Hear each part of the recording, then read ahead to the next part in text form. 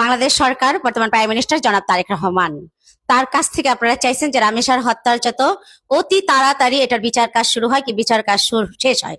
বর্তমান সরকার আপনাদেরকে দেখাই দিছে যে বাংলাদেশের ভিতরে নজিরবিহীন ঘটনা, যে 1 মাসের ভিতরে বলছে যে রামেসার হত্যাকারীর এই রায় কার্যকর করবে, অথচ আজকে দেখেন এই সরকার নজিরবিহীন ঘটনা ঘটাইছে যে রামেসার হত্যাকারী প্রধান 2 জন স্বামী স্ত্রী 2 জনকে ফাঁসির রায় দিছে।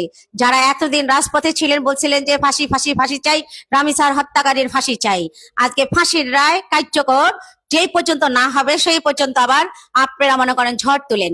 শুধু ফাঁসির রায় দিয়ে রেখে দিলে হবে না, এটাকে কার্যকর করতে হবে। যেই পর্যন্ত কার্যকর না করে তাদেরকে জেলখানায় রেখে দিবে, তত সরকারের টাকায়, ট্যাক্সের টাকায়, জনগণের ট্যাক্সের টাকায় আসামিরা জেলখানায় বসে বসে খাবার খাবে। আমরা সেটা দেখতে চাই না। আমরা দেখতে চাই যে মাগুরার মেয়ে আসিয়ার, তারও এই ধর্ষণের রায় হয়ে আসামি কারাগারে আছে, তাকেও যত দ্রুত ফাঁসি দেওয়া হয়। এবং রামেসার যে হত্যাকারী প্রধান 2 জন স্বামী স্ত্রী 2 জন, তাদেরকে যে আজকে রায় দিছে সেই রায় আমরা বাস্তবায়ন করতে চাই। বর্তমান সরকারকে বলতে চাই, যেরকম রায় দিয়ে বাংলাদেশের জনগণকে টাক লাগিয়ে দিচ্ছেন এবং সেই রায়কে কার্যকর করেন, অতি শিগগিরই তাদেরকে ফাঁসির মঞ্চে ঝুলিয়ে দেন, তাহলে দেখবেন বাংলাদেশের ধর্ষণকারীর সংখ্যা কমে যাবে। যেই পর্যন্ত একজন ধর্ষণকারীর আপনারা ফাঁসির মঞ্চে না ঝুলাইবেন সেই পর্যন্ত এই ধর্ষণকারীর সংখ্যা বাড়তেই থাকবে। যদি শুধু রায়ই দেন এবং জেলের ভিতরে নিয়ে তাদেরকে খাবারই খাওয়ান, তাতে কি লাভ হবে? না, আমরা শুধু রায় দিয়ে শুনতে চাই না, শান্তিতে থাকতেও চাই না। ফাঁসির রায় কার্যকর করতে হবে, আসিয়ার ফাঁসির রায় কার্যকর করতে হবে। রামেসার ফাঁসির আজকে রায় দিয়েছেন, সেটাকে ফাঁসি দিয়ে কার্যকর করতে হবে। এটা আমাদের বাংলাদেশের জনগণের জোর দাবি, বাংলাদেশ সরকারের কাছে জোর দাবি জানাই। মতিঝিলে প্রকাশ্য দিবালোকে গুলি করে একটা লোকের 17 লক্ষ টাকা লই গেছে। চিন্তা করেন তার পরিশ্রমের কত কষ্টের টাকাগুলো লই গেছে। এবং এরকম ছিনতাইকারী করে শনাক্তকরণের লাই অলরেডি তারেক রহমান উদ্যোগ নিছে এআই ক্যামেরার প্রযুক্তিতে, যাদের ছিনতাইকারীগুলোরে খুব সহজে ধরে আনা যায়। যেমন করে এআই ক্যামেরা দিয়ে ট্রাফিকটা নিয়ন্ত্রণ করা হইতো, যাতে মানুষ হেলমেট ছাড়া, হেলমেট বিহীন উল্টাপাল্টা ড্রাইভিং না করে যাতে পার না পাই যায়, ওইভাবে যাতে তারা শনাক্ত হইতে পারে। ঠিক তেমনি করে এআই ক্যামেরা দিয়ে এসব সন্ত্রাসী করে ধরার লাই তারেক রহমান নতুন প্রযুক্তি নিয়ে আসতেছে, আবার এআই ক্যামেরা দিয়ে সন্ত্রাসী শনাক্তকরণের লাই। এবং এই জিনিসটা হইলে আমগো বাংলাদেশের যত সন্ত্রাসীর সাথে দুর্নীতিবাজ আছে সবগুলা কিন্তু এই এআই ক্যামেরার আওতাধীন হইব। এবং এগুলা যখন এই ডাটাবেস গুলা চলে দেব যে কন্ট্রোল রুমে, ওই কন্ট্রোল রুম থেকে পরে টহল পুলিশের কাছে দেওয়া হইব, হস্তান্তর করা হইব, এবং টহল পুলিশের দ্বারা এই সন্ত্রাসীগুলারে সুন্দরভাবে ধরে ফেলান যাবে। সো এইভাবেই কিন্তু এই ক্যামেরার দ্বারা সুন্দরভাবে সন্ত্রাসীগুলারে শনাক্ত করে তাদেরকে বিচারের আওতায় আনা হইব এবং দুর্নীতিমুক্ত সমাজ গঠনের যে লক্ষ্যটা আছে এটাও পরিপূর্ণ হইব। আর আপনারা এই বিষয়টা কিভাবে দেখতেছেন অবশ্যই কমেন্ট করে জানাতে ভুলবেন না। আর ভিডিওগুলোরে বেশি বেশি করে শেয়ার করে দিবেন, অন্যরা দেখার সুযোগ করে দিবেন। সো ব্যাকে বলা থাকেন, আসসালামু আলাইকুম, আল্লাহ হাফেজ। অস্ত্র হাতে নিয়ে জীবনের বাজি রেখে যুদ্ধ করেছেন এবং তারাই সেখানে স্থান পেতে পারে। সেখানে অমুক্তিযোদ্ধা, যারা মুক্তিযোদ্ধা ছিলেন না অথবা মুক্তিযুদ্ধের সময় তারা শিশু ছিলেন, তাদেরকে এখানে অন্তর্ভুক্ত করার মাধ্যমে হয়তো ফ্যাসিবাদী আওয়ামী লীগ তাদের রাজনৈতিক স্বার্থ চরিতার্থ করেছে বটে, কিন্তু সেই সাথে আপনাদেরকে অপমানের একদম চূড়ান্ত জায়গায় নিয়ে গিয়েছে। মুক্তিযোদ্ধা শব্দটির আগে ভুয়া শব্দটি শুনতে আমি একজন বীর মুক্তিযোদ্ধার সন্তান, কোনোভাবে এটা আমরা মেনে নিতে পারি না। শহীদ রাষ্ট্রপতি জিয়াউর রহমানের যে ওনার মুক্তিযুদ্ধ এবং পরবর্তীতে রাষ্ট্র পরিচালনায় ওনার যে ভূমিকা, ওনার যে অবদান, সেই সম্পর্কে আমরা আমাদের বক্তাদের মুখ থেকে অনেক তথ্য জানতে পেয়েছি। আমাদের নতুন প্রজন্ম এবং বর্তমান প্রজন্ম কথা যদি আমি বলি, তাহলে আমাদের উচিত হবে ওনার বিষয়ে আরো গবেষণা করা এবং সেই গবেষণার মাধ্যমে ওনার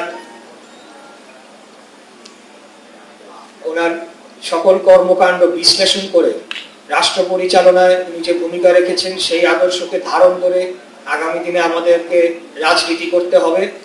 এবং আমি মনে করি ওনার জনপ্রিয়তার উপর ভিত্তি করে আজকে বিএনপি দাঁড়িয়ে আছে এবং আমরা বহু বৈরী পরিস্থিতি মোকাবেলা করে, বহু জেল, জুলুম, হত্যা, গুম, খুন, এই সকল নির্যাতনের মোকাবেলা করে আজকে আমরা জনগণের সরাসরি ভোটে নির্বাচিত হয়ে রাষ্ট্র পরিচালনার দায়িত্ব পেয়েছি।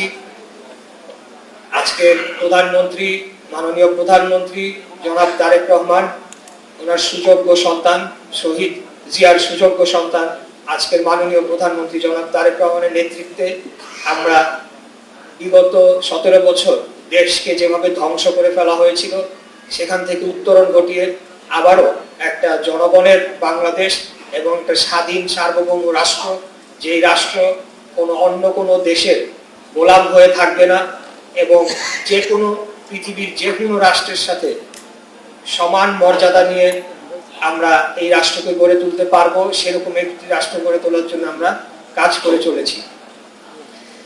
আমি শহীদ জিয়ার ব্যাপারে আমরা আমাদের সামনে অনেক বিচক্ষণ বিজ্ঞ এবং ওনার সাথে সরাসরি কাজ করেছেন এরকম অনেক ব্যক্তিবর্গের মুখে বক্তব্য শুনেছি।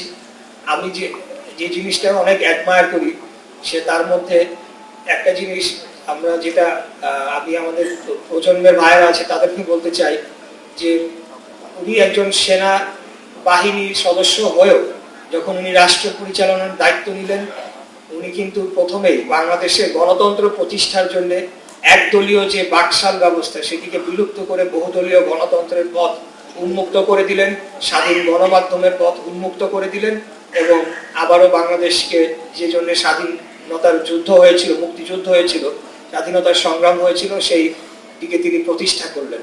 এটা অবশ্যই একটা সিগনিফিক্যান্ট দিক যেটা আমাদেরকে মনে রাখতে হবে।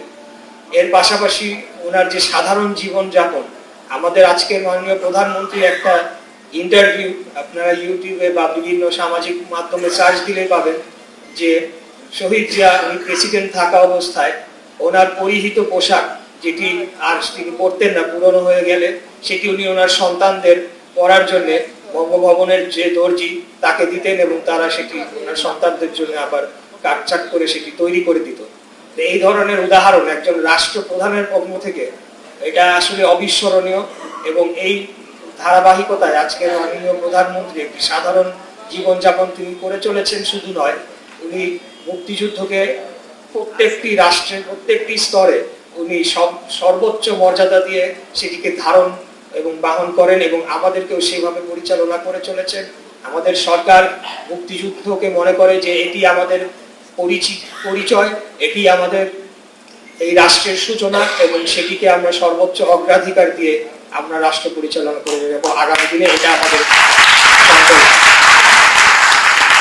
শুধু একটা ছোট্ট উদাহরণ দিতে চাই অন্য একটি বিষয়ে যে কতটুকু জনগণের প্রতি আমাদের মাননীয় প্রধানমন্ত্রীর আনুগত্য রয়েছে। সপ্তাহ দুয়েক আগে আমাদের একনেক মিটিংয়ে যে সভা চলছিল এবং বিভিন্ন বিষয় সেখানে আলাপ আলোচনা হচ্ছিল, সেখানে আমাদের মাননীয় মন্ত্রী বলে গিয়েছেন যে প্রকল্পর বিষয়ে